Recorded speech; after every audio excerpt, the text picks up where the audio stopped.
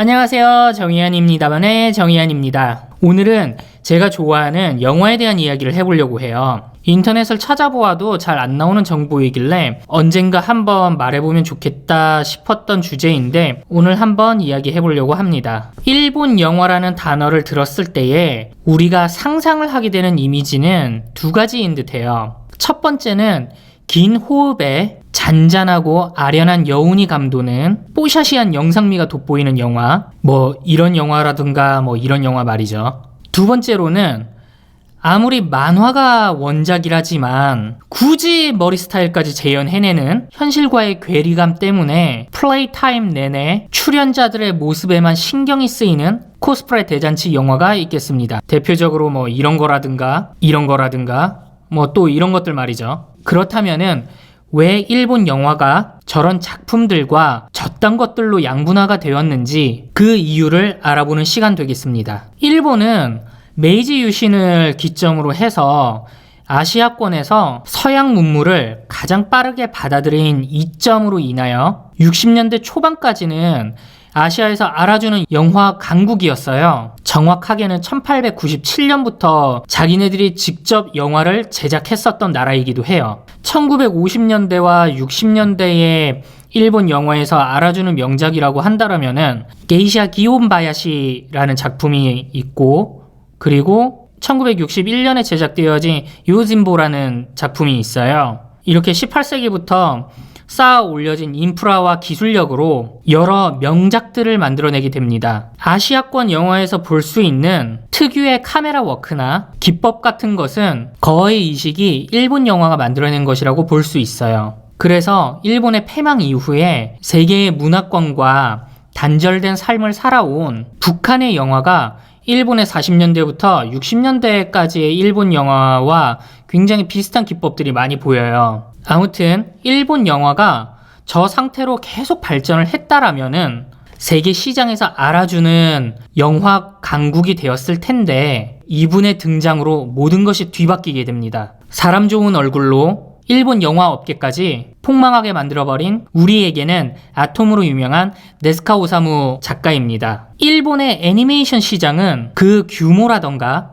제작 편수를 볼 때에 세계 최고라는 것을 누구도 부정을 하지 못하지만 60, 70년대까지는 일본의 영화 시장보다도 못했던 분야예요. 그 이유로는 제작비의 한계도 있고 당시 애니메이션 제작 기술의 한계도 있겠지만 이때까지만 해도 일본은 만화는 어린아이들이나 보는 것이라는 인식이 강했어요. 이 모든 이유들이 합쳐져서 1959년에 아톰의 애니메이션이 제작이 되어지는데 이 당시 아톰 애니메이션은 실사 영화랑 합쳐진 우리가 흔히 생각하는 그런 애니메이션과는 조금 궤를 달리하는 형태였어요. 그러던 것이 1963년 후지 테레비에서 방영된 철환 아톰 애니메이션이 일본 어린이들 사이에서 정말 대박을 터뜨리게 돼요. 사실 이때까지 일본 영화는 그 유명세답게 매너리즘에 빠져 있을 때이기도 했었어요. 말도 안 되게 높아지는 제작비와 유명 감독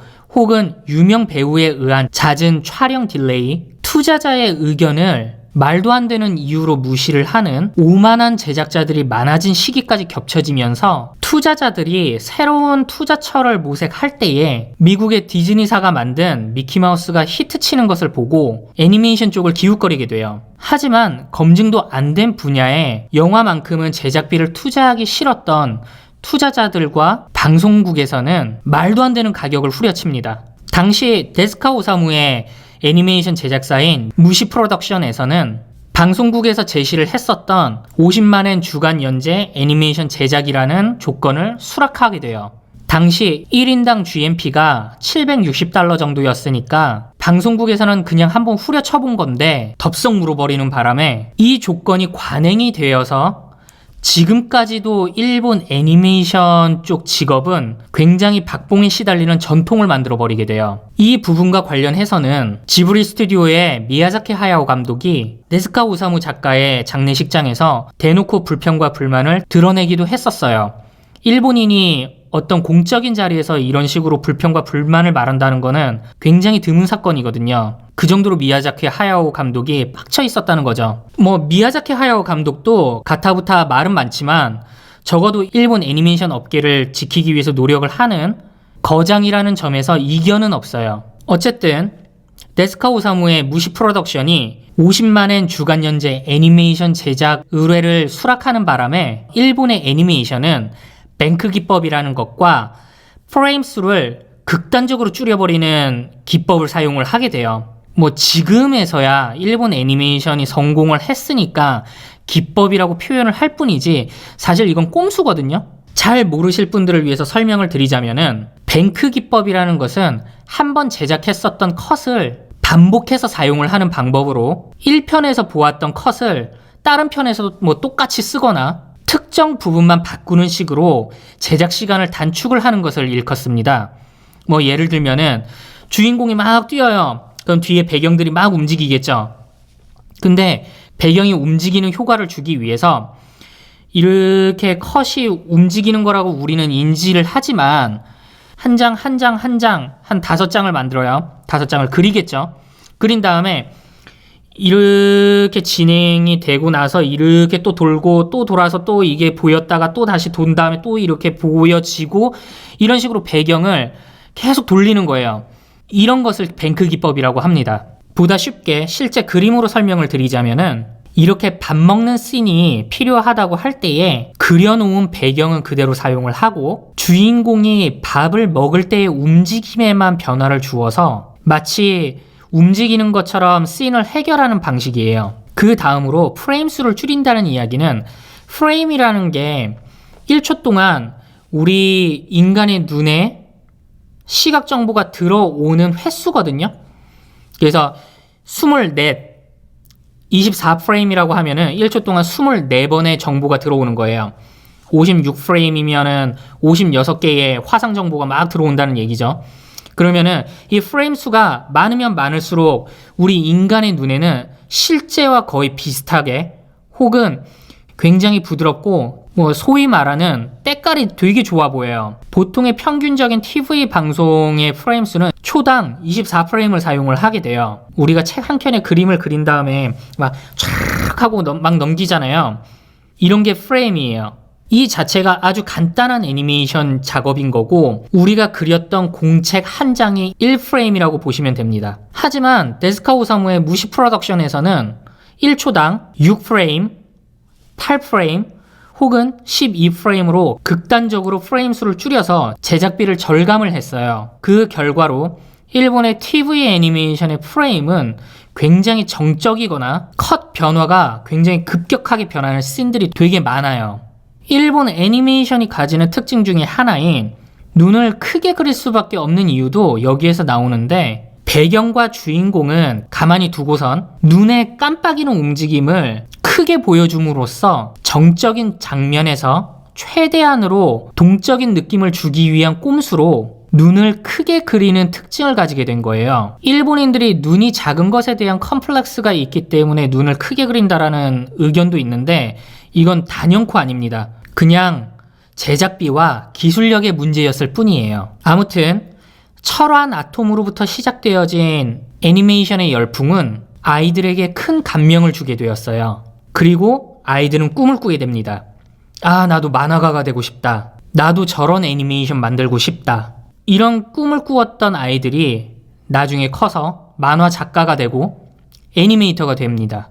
당시까지의 일본 영화 쪽은 전국시대 사무라이들이 나오는 시대극이 대다수인데다가 굉장히 하드보일드한 작품들이 많았어요. 그리고 비싼 가격을 지불하고 극장을 가야만 볼 수 있는 미디어물이었기 때문에 TV만 켜면 나오는 애니메이션은 아이들의 눈과 귀를 사로잡을 수밖에 없었고 투자자나 제작사 입장에서는 기똥찬 상상력과 아이디어를 데스카 오사무 작가가 제작 단가를 후려치시는 바람에 싼 가격으로 제작까지 가능해졌으니까 그야말로 새로운 미디어 시대가 열렸던 거예요. 그리고 이후에 일본 애니메이션 업계는 원래는 일본 영화 쪽으로 빠졌어야 될 인재들까지 전부 포섭을 하게 되면서 지금 우리가 아는 모습으로 변모하게 됩니다. 그 최고 정점에 선 작품으로 저는 이 작품을 뽑고 싶어요. 무려 1982년에 모든 씬들을 다 손으로 그리면서 애니메이터들을 갈아 넣은 작품이죠. 음악, 각본, 연출,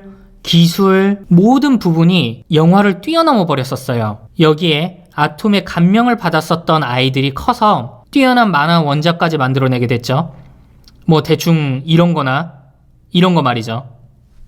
이렇게 일본 애니메이션 작품들은 연전연승을 거듭하는 와중에 거장 몇 명에 의해서만 돌아가는 고인물이 되어버리고 말았어요. 연전연승을 거듭하며 너무나도 거대해진 일본 만화 애니메이션 시장은 결국은 일본 자국의 영화 시장까지 자기들 하청 시스템으로 만들어버리게 됩니다. 이제부터는 왜 만화 원작의 실사판 영화가 코스프레 대잔치가 될 수밖에 없는지 살짝쿵 이해가 되실 거예요. 그건 바로 만화 원작과 관련된 사람들의 입김이 너무 세니까 온갖 꼬투리를 잡는 거죠. 머리 스타일이 원작이랑 다른데요? 뭐 이런 꼬투리는 당연히 기본인 거고 의상이 만화랑 달라요. 만화에서 이 캐릭터의 리액션은 굉장히 오버를 해야 되는데 그 느낌이 살지를 않네요. 다시 오버해서 표현하는 걸로 해주세요. 만화 업계에 눈치를 볼 수밖에 없는 영화 제작사 쪽에서는 영화화하는 작업을 작품의 재해석이 아닌 연출적인 부분까지 만화 원작의 재현으로 선회를 하게 되고 그 결과물이 바로 우리가 바라보는 일본 영화의 코스프레 대잔치 되겠습니다.